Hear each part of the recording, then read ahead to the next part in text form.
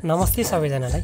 त्यसदेखि धेरै पर परदेशमै भए पनि आफ्नो संस्कार संस्कृति र आफ्नो परिचयलाई बिर्सिनु हुँदैन है भन्ने उद्देश्यले किरात याक्थुम चुम्लुङ दक्षिण कोरियाले प्रत्येक वर्ष गर्दै आएको चासोक तङनाम उधौली चाडमा पहिलोपल्ट यो वर्ष चाहिँ मलाई पनि जाने मौका मिल्यो।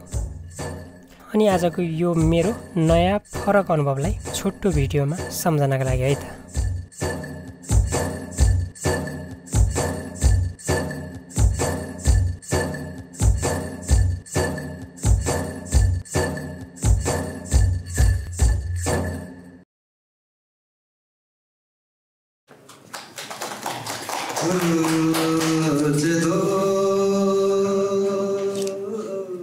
सबैभन्दा सुरुमा चाहिँ फेदाङमाद्वारा मुन्दुम अनुसार आफ्नो कुललाई अर्थात् युमा सम्माङ थेबा सम्माङलाई नयाँ बाली चढाउँदै न्यागी पूजा गरिँदो रहेछ।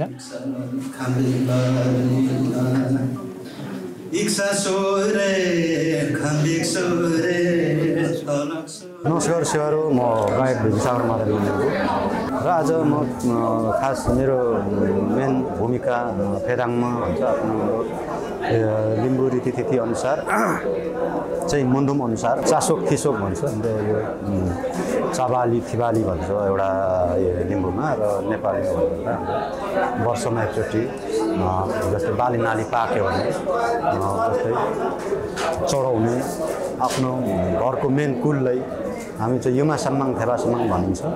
उहाँहरूलाई पहिला बुझाएर मात्रै हामीले चाहिँ हात खासमा हात लाउनु पर्ने, मुखमा लाउनु पर्ने हुन्छ।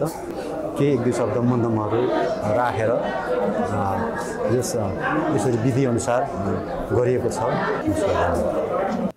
यो न्यागी पूजा हाम्रो राईहरूको उधौली पूजा जस्तै उस्तै हुँदो रहेछ,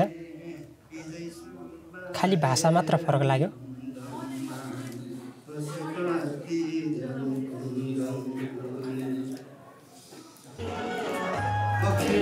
न्यागी पूजा सकिएपछि औपचारिक कार्यक्रमसँगै लिम्बू समुदायकै गायक गायिकाको पालन अनि लोकल कलाकारहरूको प्रस्तुतिसँगै च्याब्रुङ नाच पनि हेरियो।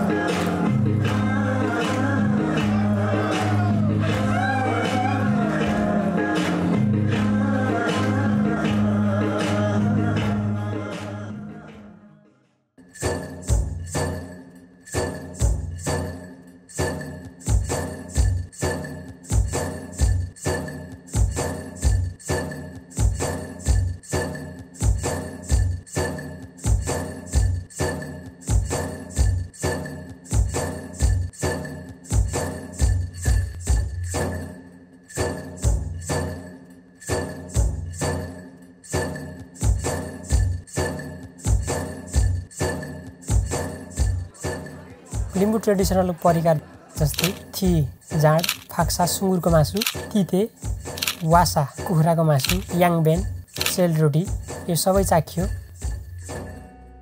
लिम्बू ट्रेडिसनल ड्रेस अनि गरगहना लगाएर सोल्टिनेर हात समाएर धान नाचेको हेर्न झनै रमाइलो लाग्यो।